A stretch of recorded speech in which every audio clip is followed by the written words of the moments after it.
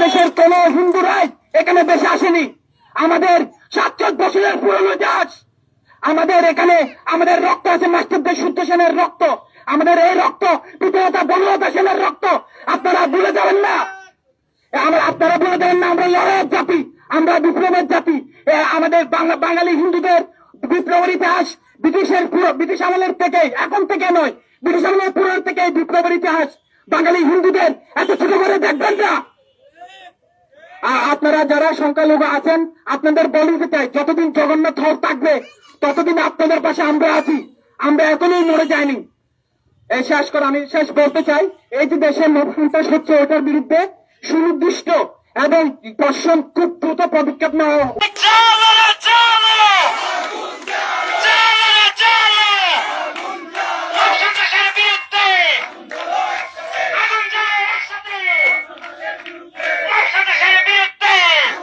আপনারা জানেন এই ৫ই আগস্টের পর থেকে, এই ইউটিউব ক্ষমতা দেওয়ার পর থেকে সারা দেশে কি পরিমাণ মব সন্ত্রাস কায়েম হয়েছে, কত ধরনের মানুষ, কত আইডেন্টিটির মানুষ এই মব সন্ত্রাসের শিকার হয়েছেন আপনারা জানেন।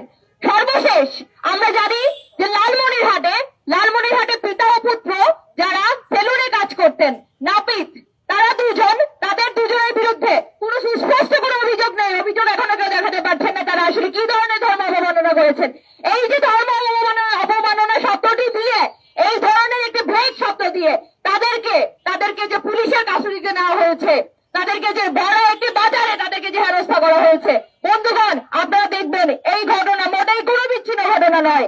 আপনারা দেখবেন যে বিভিন্ন জায়গায় ৫ই আগস্টের পর থেকে এই ধরনের মব সন্ত্রাস, এই ধরনের উগ্রবাদী গোষ্ঠী কোন ধরনের কোন তথ্য প্রমাণ ছাড়া, কোন ধরনের কোন আইন শৃঙ্খলা বাহিনীর যে আইন, সেই আইনের সেই দ্বারস্থ না হয়ে তারা আইন বহির্ভূত ভাবে বিভিন্ন জায়গায় অনেকগুলো মানুষ একত্রিত হয়ে তারা মব সন্ত্রাস কায়েম করেছে। এবং মব সন্ত্রাস কায়েমের মাধ্যমে আমরা দেখেছি যে, আপনারা জানবেন যে আপনারা কিছুদিন আগে এখানে চারুকলা অনুষদের একজন শিক্ষার্থী শাকিল, সেই মব সন্ত্রাসের কারণে, সেই থ্রেটের কারণে সে আত্মহত্যা করেছে। সেই আত্মহত্যার জন্য দায় কার? সেই আত্মহত্যার জন্য দায় এই মব সন্ত্রাসের, এই ইন্টারিমের। বন্ধুগণ, লালমনিরহাটে আজকে যা ঘটছে সেই ঘটনা কালকে যে আমার আপনার বাবা মায়ের সাথে, আমার আপনার বাড়িতে, অথবা এই ঢাকা শহরে কোনো অত্যন্ত প্রত্যন্ত জায়গায় সেই ঘটনা যে আমার সাথে ঘটবে না, সেই নিশ্চয়তাকে কে আমাদের ইন্টারিম দিয়েছে? দেয়নি। বন্ধুগণ, ইন্টারিম এখন পর্যন্ত কোন ধরনের মব সন্ত্রাসের ঘটনা, সেই ঘটনার কোনো সুরাহা করেনি।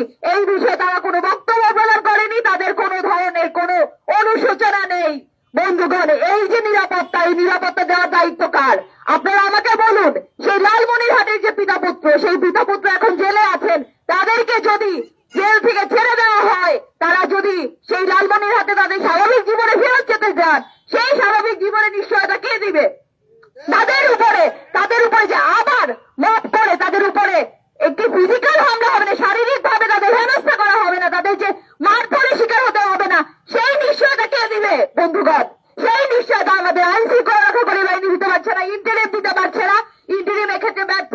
শুধুমাত্র সেই লালমনিরহাটের বিচ্ছিন্ন ঘটনা না, আপনারা জানেন যে নারীর ডাকে মৈত্রী যাত্রা, সেই যাত্রায় যে মেয়েরা এসেছিল, সেই নারীদেরকে বিভিন্নভাবে তাদের ছবি নিয়ে তাদের এলাকায় এই ধরনের বিভিন্ন কথা প্রচলিত রয়েছে যে সিলেট থেকে একজন কমরেড আমাদের সাথে এইখানে যুক্ত হতে এসেছিলেন। বন্ধুগণ, আমি নারী হিসেবে আমার দিক থেকে মব সন্ত্রাসের কথাটি আপনাদের সামনে তুলে ধরতে চাই। সিলেট থেকে একজন কমরেড আমাদের সাথে এসে যুক্ত হয়েছিলেন, তার সাথে ছিল চা বাগানের অসংখ্য শ্রমিক, এবং তিনি যখন ফিরে গেলেন সিলেটে, তখন এই ধরনের মবের মাধ্যমে তার বিরুদ্ধে বিভিন্ন প্রোপাগান্ডা চালানো হয়েছে এবং বলা হয়েছে যে তাকে ধরে আনতে পারলে 50,000 টাকা পুরস্কার ঘোষণা করা হয়েছে। বন্ধুগণ, সেই বন্ধুগণ, আপনারা দেখবেন এই ধরনের একটি রাষ্ট্রে যখন সেখানে নারীদের নিরাপত্তা নেই, সংখ্যালঘু নিরাপত্তা নেই, আদিবাসীদের নিরাপত্তা নেই, সেই রাষ্ট্রে সেই ব্যর্থতার জবাবদিহিতা কে দিবে? অবশ্যই এই রাষ্ট্রের ইন্টারিমকে এই মুহূর্তে এই জবাব দিতে হবে। বন্ধুগণ, আপনারা জানেন চিটাগাঙে কিছুদিন আগে ফেডারেশনের একটি প্রোগ্রামে কল্পনা চাকমা কোথায়, সেই বিষয়টি নিয়ে একটি প্রোগ্রাম হয়েছিল। সেই প্রোগ্রামে অনেকে যোগদান করতে গিয়েছিলেন।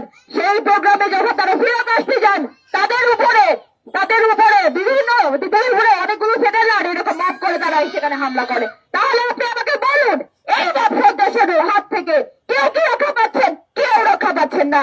তাই আজকের সময়, এখনই সময়। আসলে বন্ধুগণ, সময় পেরিয়ে গেছে। সময় পেরিয়ে গেছে বলে এখন যেখানে সেখানে যে কেউ মব সন্ত্রাসের হামলার শিকার হচ্ছেন।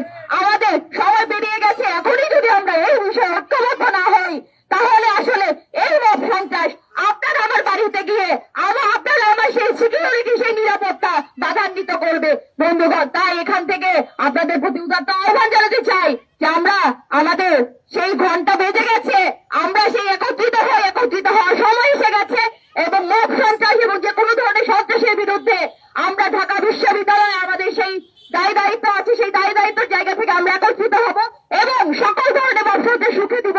এবং ইন্টারিমকে আমাদের এখান থেকে সুস্পষ্ট প্রশ্ন করতে চাই, ইন্টারিম যদি আপনি নিরাপত্তা দিতে ব্যর্থ হন, যদি আপনি এই মব সন্ত্রাস ঠেকাতে ব্যর্থ হন, তাহলে আপনাকে নামানো ছাড়া আসলে আমাদের আর কোনো উপায় থাকবে না। ধন্যবাদ সবাইকে।